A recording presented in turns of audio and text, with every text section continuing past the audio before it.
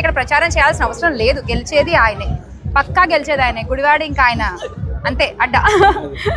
చాలా మంది వచ్చారన్న పొద్దున్న నేను సార్ కలవడానికి వెళ్ళినప్పుడు, నాని అన్నని కలవడానికి వెళ్ళినప్పుడు చాలా మంది వాళ్ళ సమస్యలు చెప్పుకుంటున్నారు. అయితే అందరూ వినేసి నేను చూస్తానని చెప్పి వెళ్ళిపోతారు. కానీ ఈయన మాత్రం ఉండి విశ్లేషించి దాన్ని పరిష్కరించి అక్కడికక్కడే ఆయనకు సాధ్యమైనంత వరకు పలానా అడ్రస్లు ఇచ్చి వాళ్ళ నెంబర్లు ఈయన ఫోన్లో నోట్ చేసుకుని నేను సాల్వ్ చేస్తాను అని చెప్పి మళ్ళీ పక్కకు వచ్చి వదిలేయకుండా వాళ్ళ గురించి వాళ్ళ పక్కనున్న వాళ్ళకి చెప్పి దాన్ని చూడండి, దాన్ని పరిష్కరించండి, మనల్ని నమ్ముకుని ఉన్నాళ్ళు, మనం వదిలేయకూడదు, మనమే నిలబడాలి అనేటువంటి ఒక లీడర్.